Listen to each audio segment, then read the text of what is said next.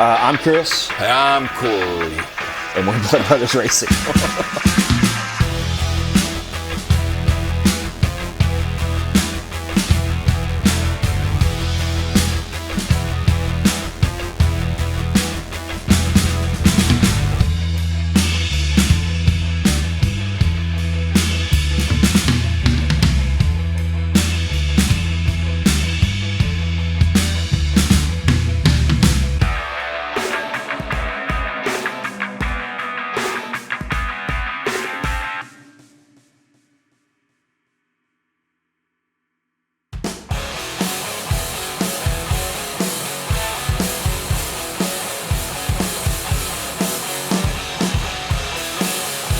All right, so we got done all the work we had to get done for Norwalk right in the nick of time, and we're working. We had to leave on a Thursday, and I was finishing stuff on this truck on Sunday. I had to work at the firehouse. He had to work at his job. I had to go out of town actually the couple days before. Yeah, so it was a struggle for everything to get in the trailers and get ready, but we did it. We left about 9 a.m. And everything was pretty uneventful. Yeah, we made it just under the wire. So we got on the road and everything was pretty much uneventful, like you said. And then I realized that something was wrong on my car and the trailer. It looked like it was leaning to one side really bad. It normally leans anyways, but a little bit. So I pulled up next to him and said, "Take a look at this." And I got on the radio and said, "Leave it to the shit show." Leave it to the shit show. To have a flat tire on a car that's on a trailer. Somehow. We didn't know how he had it, but he decided he had to pull off, take a look at it, at least tighten the strap. Yeah, I wanted to tighten the straps and look at it. I didn't see anything wrong with the tire, except it was just flat as can be.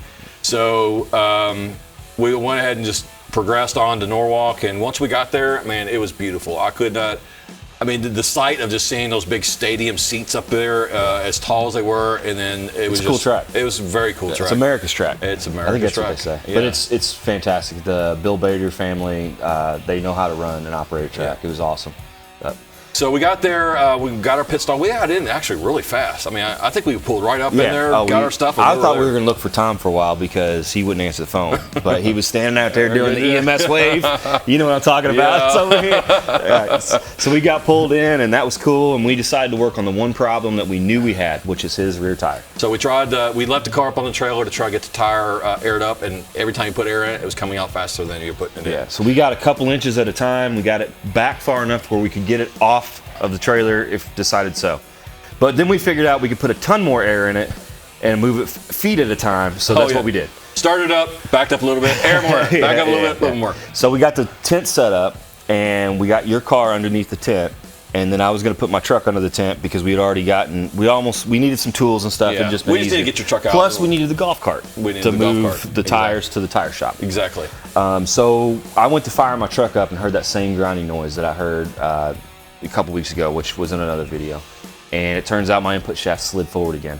So we had to take the whole transmission out. Took the whole transmission out. The first thing we did, basically, without the exception of the tire, up underneath this thing, and you know, I know you were upset, and it was like, here we go again, and not going to be able to race. We just drove 5 hours, 5.5 hours, not going to be able to race, but we said, let's just get this done. Pulled the transmission out. Took it to your friend, Deshaun. Deshaun Racing Transmissions, or Deshaun Performance Transmission. I can't remember the name. We'll put a link somewhere to him. He's a fantastic guy.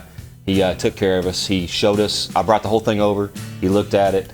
He kind of deduced it being the input shaft splines were too long on the torque converter side, which let it slide too far forward. He happened to have one there for sale. Slammed that thing in there and didn't have any issues other than getting the torque converter spacing was an issue because it sunk the torque converter in. It was an air gap of 1/8 plus 2 washers. Yeah, that's what it is.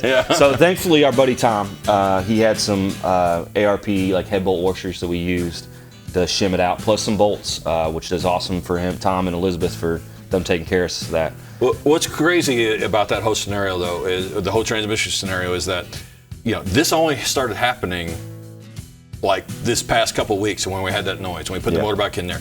How many passes have you made on that thing? I had at least 30 passes, and we traveled at least twice, maybe 3 times with that transmission. I think it was 3 times, and never an issue. The only thing I can boil it down to is as parts wear together, they kind of loosen up, and maybe it was just worn together enough to where it let it slide forward, which is not a big deal. I'm all for getting everything right, and Deshaun took care of us, so I'm real happy with it. All right, so we finally got the transmission in, and we pointed our direction to Chris's car. What we figured out was he had tubes in his tires. I thought it was mandatory, but it turns out it's not. After talking to the tire repair guy.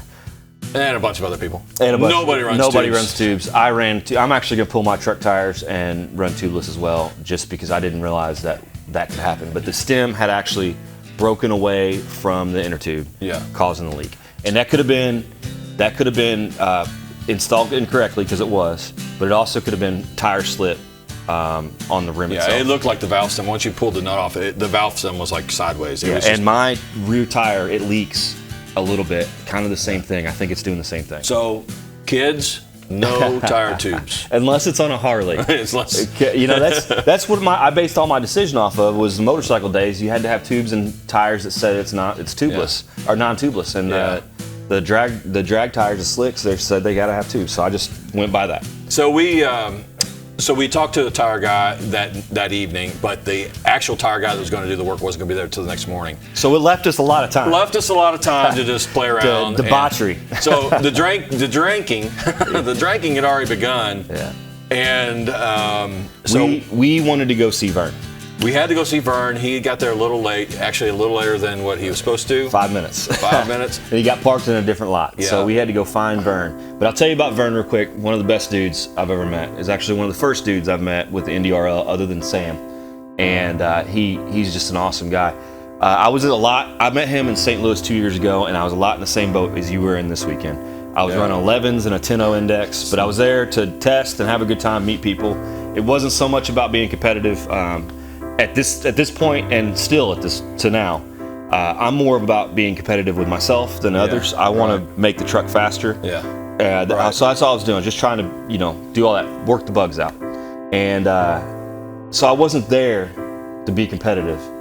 And we got to do some drinking with Vern. And Vern is the most nice guy, sweetest man. Sweetest man. He's an awesome person. I love being around him. So after St. Louis, Vern was an awesome guy, and we wanted to go see him, and he had never met him. No, so we were like, we're gonna go to the Linder's lot, and we took the golf cart and went out this direction where there was a sheriff, and I was holding the beer. There was beer cans in the golf cart, probably falling out at this point. And we're like, hey, we're gonna go see my buddy Vern at the Linder's lot, and the sheriff was just like, go over here and take a right. It's like, okay. So we're taking this golf cart that barely goes 10 miles an hour and pitch black outside. Pitch black. We did have headlights, yes, and taillights, but these semis are going like 40 miles an hour. And then the rumble strips, they talk about turbulence. Well, we hit it. We didn't even know they were there. And all of a sudden we hit it, and all those things, beer cans flying everywhere, and you can hear them hitting the ground. It was insane. So we got to Vern, and here's some video of our little interview in Vern's trailer. So I drove by Cory and said, hey, listen, can you look back here and see what's going on? And sure enough, I saw a flat tire on a trailer. So the shit show showed lived up up to his name, Yep. and had a flat tire on a trailer. On a trailer. Which I've never seen before. Have you? Flat tire on a trailer? Flat tire on? Yeah, It starts it would aired up. start aired up. And then as he was driving, The car. Oh, no. I've no, never seen flat tire of the car on the trailer. it. No, I've never seen it. Crazy. This is our friend Vern, by the way. Or tank. Or Tank. 007, whatever. So is there two of those? Nope, I will No, never dude. run to it. That's, I think, where we're Well, going now. so Just a little side story on that. Yeah, let's absolutely. hear it. It's a running super comp down at Bowling Green. 105 degrees. Going about 1,000 foot. The inner tube seam splits. Yeah, just blows out. The car went totally sideways. That's what's scary. Yeah. I saved it. Yeah. Couldn't really slow down because Yeah. when you slow down, It makes it worse. It made it worse. So, I had to keep under the throttle, trying to get it slowed down. quick thing. Turned around, and I got to stand again by the top. Oh, yeah. Nice. The top or alcohol. Now we know. It's all, everything is learning experiences. You well know, being in it this 2 years. You've been in it, and I'm sure you've been in it a long time and learned a lot of things. There is a lot of money spent in this particular rig that we're sitting in here. We're standing in on tires or whatever. Yeah, we could be like Vern and get here at 9:07 and be the first person to get turned away from the track. Could be like him. So, Vern, you got a little front engine dragster here. Yep. What do you got in it? Small block too? Yeah. It's tough to find parts for. Camshafts it is. Well, I found the same problem with a small block on a small base circuit. And with this one's also SB2 block. Now these blocks come from NASCAR, right? Yeah, but that's the origination of small block too. So how fast did you say you were going to go? You were trying Well, 850? What are you trying? I don't know, 8 flat. So is this like a new design where you put the spark plugs on the outside of the engine that gets it to go to 8 flat? Do you gain horsepower by actually doing that? It was in the middle of changing. Well, in the lender's lot, where the other racers are not, you had to do something with your time. Shake, rattle, and roll. So, I mean, you got to make an effort. It's rattled every Zeus fitting out of this. No. Just tighten them down. Yeah. A quarter more turn. No. I don't know if you know about Zeus fittings, but they're a quarter turn. So if you go a quarter more turn, I assume that's correct. Vern's an awesome guy, and you know he's had struggles with keeping this motor together and finding parts to make it put together, and that is the effort that you have to put in to actually race the type of division nostalgic racing. All right, Vern, I appreciate you letting us sit here. Hey, man. Yeah, great. All right.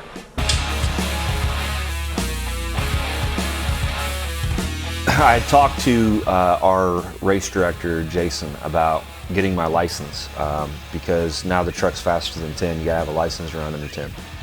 And he said he was gonna work with me and the track was gonna work with me and I was gonna get some licensing fast done. And the goal was the first day to make 4 passes. I'd run before Pro Gas and after 7.0, Pro 7.0, and get 4 passes in. The way the licensing works is you have to have 6 passes on tickets, and you gotta have 6 total, actually 12 signatures, but they could be by the same 2 people. I chose to do differently, and I'll explain that in a minute. The first ones are all moderate passes, so you got 60 foots, you got 330s, 660, and 1,000 was my first day. So that's the 4 passes I had to do. And every single one of them though, was very consistent in the times, and I was very happy with them. Until I decided to look at the plugs under, not duress, I know I should have, and it looked lean. So it's like, well, we need to finish these things out. I got 2 more passes the next day, and I fattened the truck up quite a bit for the second pass, or the 5th pass, and I ran a 966, which is the fastest this truck's ever been. Yeah, it was incredible. And Yeah. I know that was a good feeling. Oh, it's a great feeling. It was awesome. And I caught back, checked the plugs, and they looked just as lean. So I was like, all right, well, I'll fatten it up again. So I ended up doing 8+ on all the jets and made my last qualifier, which had to be under 10. And I was trying to run a 10.0 index, so anybody watching probably thought I was doing the right thing by slowing the truck down, but I slowed it down quite a bit. It was a 995 pass on a 10.0 index, so since the 966, it looked like I was slowing it down for the 10.0 index. But I squeaked it. I got under 10 pass, I got my licensing done, and I got all my signatures. Once you get all your passes done, you've got to have, anybody that was watching you have to sign off on each one of them. So you have to have a total of 12 signatures, 2 per pass. I want to thank Elizabeth and Tom for those signatures, and Nick Hamilton and Vern, and especially I want to thank Pat Friels. He's actually a Motorsports Hall of Fame in Kentucky guy, and somebody I've always looked up to. Actually, the first time we went down to Bowling Green, me and my dad, we fell in love with his GTO that he still runs today. And I don't know, I went over and talked to him, and he was, to a guy that didn't really know what he was doing or talking about, he was very nice to me and humble about everything he had. And that's the type of guys you want to kind of surround yourself with. And I'm really happy that Pat was nice enough to lend his hand and signature in this. It was really awesome of him, and I do appreciate it. But I got everything signed. My application is here and just ready to be sent in. I got all my copies and all my tickets. And so I am now an NHRA driver, or licensed driver. Licensed driver for competition. So what was supposed to happen was the first 4 passes were supposed to be on some weird tree, a Sportsman 400 tree, I think is what it was. And then my last 2 passes on Saturday were supposed to be on a pro tree like I'm normally used to. The first pass I went up to and hammered down on the throttle, and it went boop, boop, boop. So I was sitting there a second and a half, and I didn't get a good reaction. I talked to Jason, and he apologized, and Bill Bader actually apologized, I believe. So the second qualifier on Saturday, I was able to get a Pro Tree. But my reaction was terrible because I was nervous that I was going to get a Sportsman tree again and be on the converter that long. After all that, we get back to the pits, and I had a high idle issue, and I didn't want to keep pushing on it. I really wanted to do some maintenance to the motor before I was going to compete, so I decided I'm not going to compete this weekend and focus on Chris's runs. But wait, we got to step back a little bit, though. We got to step back. How many regulators did you have in that pit stall? Quite a few. So that was Friday night. We figured out, or thought it was a regulator issue, because I was right at the big end. I was dropping fuel pressure, so we decided to change the regulator out. But that was a fiasco because the brand new one that I had, that's billet piece from Quick Fuel, it didn't work. So I had a bunch of regulator. Let me drink another beer. I had a bunch of regulators offered to me and brought to me. And what ended up having to work, because it's the fittings we could find, was the cheap one from that parts store at the track. Yeah. And that's what's on there right now. Yeah. It's working. We're going to leave it for now. We had regulator parts laying everywhere. Just try to figure out what was going on, because that Quick Fuel one should have worked. I have some theories about that. I don't know that we need it on video, but I have some theories about why that wasn't working. But we got it all fixed up. I got my licensing runs. Yeah. And I'm tickled pink. It was a successful weekend. The truck came back in this shop under its own power, so I'm happy. Yeah, exactly. Chris's runs, we decided to focus on. Let's talk about your qualifiers first, because. All right, so the first one I went out there, same problem we've always been having. We had that little drop and let off the trans brake, RPMs drop, and then come right back up, and then all of a sudden take off. So we've been having that for a while. We've been struggling with it. From Day one. Yeah. And we just kept chasing it with money. Yeah, lots of money. Yeah, so what was the first thing we did? Well, we've done a lot of things. I mean, the biggest thing we did was... We messed with tire pressure a bunch to see about, and then we also put a two-step in there. Yeah, and that didn't Then we tried, torque converter. Yeah. So, cha-ching, cha-ching, cha-ching. And that's really what it's about. You're chasing it. But come to find out, let me go back. We made a second pass, not that day, but the next day, and I actually raced Sam.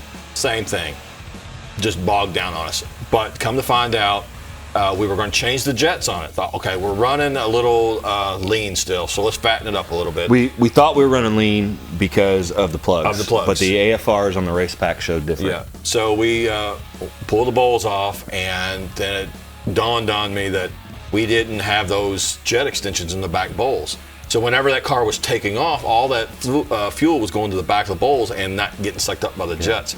Luckily, the race center there, the shop, had one set left. So we put those in on my third, which would have been my fourth, since I missed the second one, which we'll get to here in a second. It actually cleared it out. But it basically kept the RPMs at a steady, instead of dropping it kept it steady. And we also added the vent tube between the two vent tubes, because we thought maybe fuel was getting splashed out of the vent tube into the carb bowl and then clearing out after about a second, which I think that was between those two for sure, but I think that may have been the bigger problem. Yeah. So going back, so on our first day of Eliminations, you had already done a run, and we were getting ready to go out for our second run. I was going out mine, and he had already taken off. I get out there and try to start the car, and it turns over and then it does that thing. And so I go and I boost the battery charger up, thinking, my battery's dead and everything. Yeah. Turns out the battery charger wasn't even working. Turns out the battery charger did not have enough voltage to even work in the first place from the supplied power that the track gave us. Yeah. I don't know if that's their issue or if it was something we were doing. I think a lot of it had to do with, we had a lot of extension cords getting there. So I think that probably is what, because the AC ran fine. Yeah. So we had that issue. So we started the generator up and let your battery charge, but we still had that. Yeah. So in spirit of racing and camaraderie, Vern, our friend, said, "Hey, I've got a starter." Vern also brought me a regulator too. And he brought you a regulator. He brought us everything we needed. So Vern brings a starter down and says, "Hey, you can try this. It looks like the same one you already have." And so I get down there and I change it and does the same thing. Yeah. So we that's kind of when we determined that there's something more going on. We did finally get it fired up, and then as you guys were standing there in front of it, you noticed all that. It was like a waterfall. Fuel just pouring into the carburetor.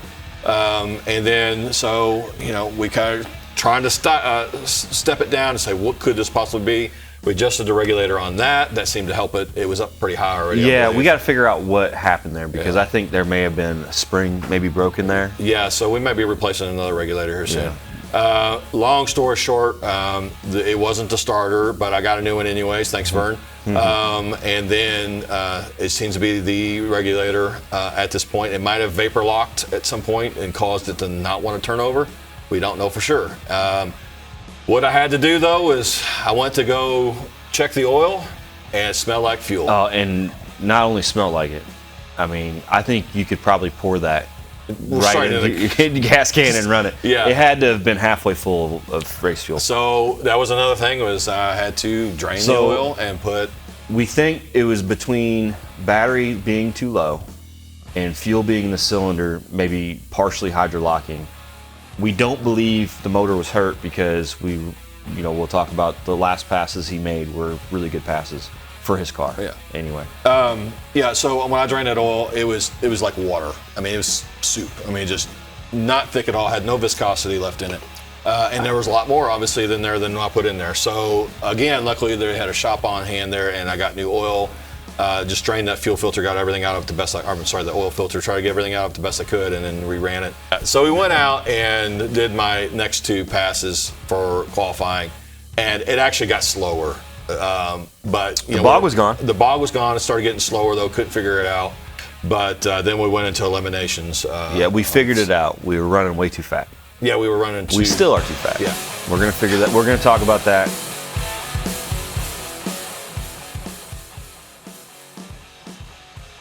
So, Sunday.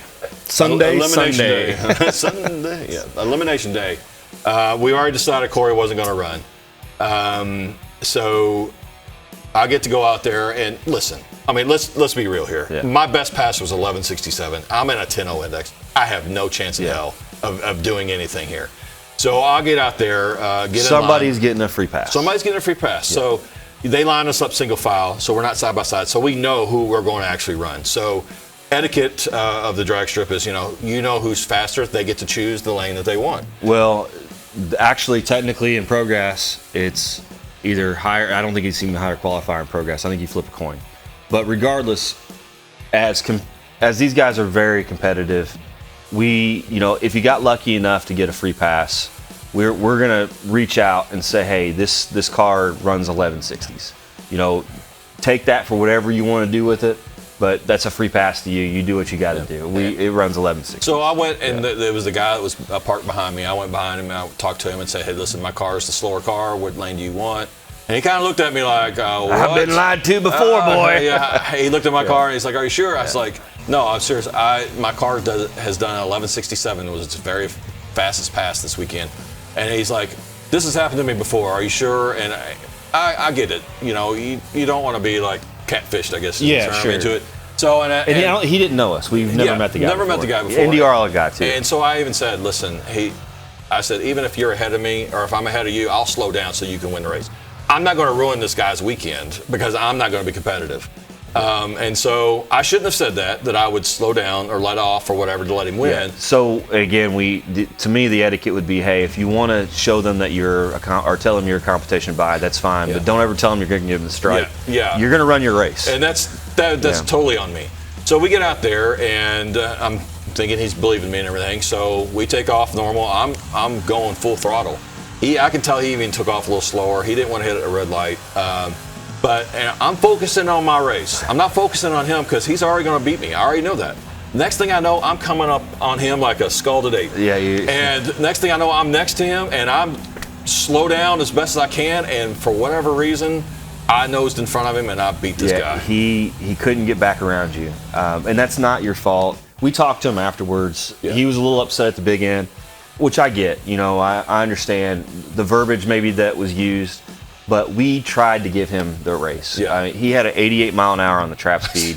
I was slow way down. He tried to give him the race, and he just couldn't come around him. Yeah. I think it was maybe a miscommunication / he did his best to give him it, but unfortunately he just couldn't get around him, and he ended up losing. Which he was going to have an uphill battle anyway. He was a 960 car, trying to run a 9.5 class. So he was trying to slow down to 10. So he was going to struggle. He may have lost second round regardless. Who knows?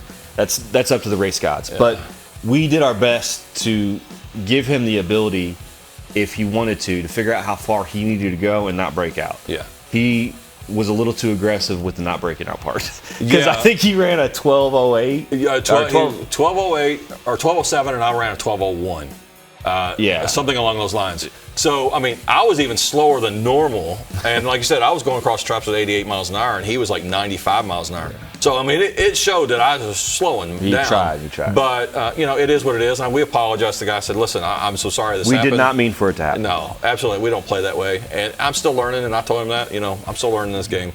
But it seemed to be okay. We shook hands, and we're going to go get him next week or next time. But other than that, it was a great weekend. But the second round. No. Well, here's funny. Here's what the funny part is. All right. So I get back to the pit stall afterwards. Your guys aren't there yet. Oh yeah, I forgot about that. No. So we roll in, just assumed. Dad was on the golf cart. He's like, we should put the trailer or the ramps out on the trailer just so he could just drive right up on it, right? And we were kind of making fun of it. We really thought he had lost, even though it was weird. Everybody in the stands thought it was weird because you heard this trying to go, and they ran 12s on a 10-0 index. We didn't know what was going on. Yeah. I didn't pay attention to the numbers. I just assumed he lost. Yeah. So we get back, and he pulls his car into the thing, which we didn't talk about it prior, so we didn't know. And he goes in there to the toter, and we kind of joke about it a little bit, but nobody really says lost anywhere. Yeah. And I go down to my buddy Sam's and say, well, Chris lost, and kind of it's funny the way he lost and all that. And then we go back to the trailer, and he goes, well, at least we get to stand around or stay around for the next round. They're already packing up. They're already packing everything up. Yeah. And I won. Yeah, I said, bullshit. Give me the ticket. Let me see the ticket. And he goes, well, it says win, pointing to me. Yeah. And sure enough, it did. Yeah. And then that's when we realized at least I had realized what had happened. That's when we chased the guy down and talked to him. And then, so that was great. And, it was good to have my first win, even though it was kind of an odd thing. Bullshit. Yeah. It took me 2 or 3 years to get my first round win in pro gas. Well, I'm on the accelerated course. Yeah, I've got to catch up to you. You're surrounding yourself with good people. That's right. And evidently, I assumed all the way to Norwalk, you were just pulling over and finding ugly puppies new homes. Because that's the only way you get a first round win with an 11-something second car. You're living right. Oh man, that's true. How do you do that? I don't know. But the second round, you raced our buddy Dalton, got lucky, and we told him the same thing. Yeah. So, hey, 1160 pass. He's going to run a 1160 pass. Yeah. And sure enough, you ran a 1160 pass. Exactly. Dolphins were able to get around you, and he was struggling anyway, so I'm glad he got a free pass to maybe figure something out. And that was my fastest pass so far in this car is 1160. And he's still fat. So we are struggling with reading plugs. I'm a little fat. Well, we're both fat. Oh. That is true. Fuel and otherwise. Yeah. But we're having trouble reading plugs. At least I am. I should know better by now, but race fuel looks different than normal gas, and I'm still dealing with it. So in the future, in the next week or so, the truck's going on to a chassis dyno. A buddy of mine, a guy I just met, I guess, in local here. He has got one. He's going to let me load it up on there and try to figure out if my sensors are correct. If they are, then we need to jet down, because I'm running 10-1 and it should be around 11.5-1, and you're high 10-1s. Yeah, I mean, we have the plugs telling us one thing, and you have the data pack saying another. I don't think it's necessarily the plugs telling us something wrong. I think what it is it's brown instead of black. Yeah.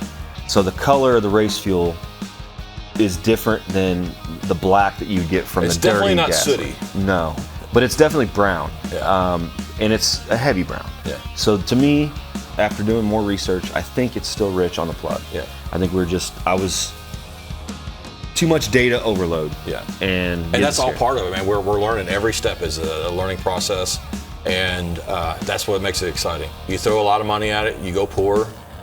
You live in a shack, but you got a fast race car. Yeah. Hopefully. Yeah. Well, you get something to look in the smile at every once in a while. Yeah. Might be living in that car, but down by the river. Down by the river. Hell, I don't know if I can afford that anymore. Yeah. So anyway, next race is Edgewater in Ohio. Also, the Cincy area. So it's supposed to be 3 weeks from now. Well, actually, today it's 2 weeks. 2 weeks. We took a week off from racing. I wanted to spend a little bit of time with the family and kind of enjoy just being with them and not being aggravated by this thing. So we took a week off. I unloaded it, found the high idle issue, and left it.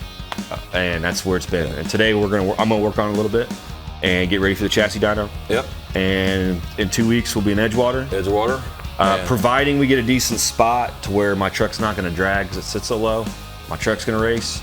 But worst case, we're all gonna take everything up there and maybe just his car runs if we can't get in and out of the pit stop. Yeah, the good thing about it, it's only like an hour and a half from us. And from my standpoint, for me, we have a hot rod class. Yeah. So I can be actually competitive in Cincinnati. Yeah. If you can continue to run the 1160s and have good reaction times, you're on it. Yeah. Now you're running 100 thou, right? 100 thou on my reaction time, which is gonna be perfect for a sportsman tree. Back to a sportsman tree. So we kind of need to leave yours as is. We'll look it over, make sure everything's good. Yeah. Not as detailed as this one, but I got a major stuff I got to do on this. Retorque head bolts, compression, leak down, put the rockers back on because you got to take them off in order to retorque. So I got a lot to do in the today. So what you're saying is the faster your car is, the more maintenance you got to do. No, it's just because it's a new motor. New motor. So anything else beyond the retorque's what's going to take forever. Are those rings seated yet? If they're not seated now, they never will be. Goodness. All right, so Edgewater next time, and we're going to have some stuff in between now and then to keep you guys after updated. Edgewater, it's Indy like 2 weeks after. Right? It's like 2 or 3 weeks after, and then Bowling Green. We'll be, I believe we've been chosen, I think we have. The truck will be at the U.S. Nationals on display. If anybody wants to come by and see it, it'll be in the main gate. I think you'll notice it right off. Yeah. So if anybody wants to see that, I'll be there. The shit show probably won't make it. It'll just probably have flat tires. Well, they may make you pit somewhere else if you brag it. You don't want an 11. It's the second car in the 10 Hey, class. could you imagine going at 10 index and having 1160 on it? Yeah, go team. All right. At least both teams had fun. Yes, we had a lot of fun. Yeah, and you did get your license, which is a big thing. Big thing. Yeah. So now I can run 950s if I want. I think I'm still gonna run 10.0. I'm gonna slow it down. That means he's got to run me. So once I get to 10 seconds, and that's the quandrum. I could probably get it to 950 with a lot of tuning, maybe a bigger pulley, but I'm already spinning the blower so fast that I really don't want to go that far. So, but there's other tweaks I could make. The run 950 class, and that will keep us away from each other for at least the third round. Because usually the third round, a 950 gets paired with a 10. Yeah. So it doesn't matter regardless. We're gonna be racing each other regardless. At some point. Yeah. But until you go there, I mean, you're gonna run a hot rod class in Edgewater anyway. And most every track that has it. Next year, baby. Yeah. Well, this blower right here will be on Chris's car next year because I got to get a different blower when I go back there. It will be the shit show blower. All right. Join us next time and see what we come up with for Edgewater. All right. See you. Boom.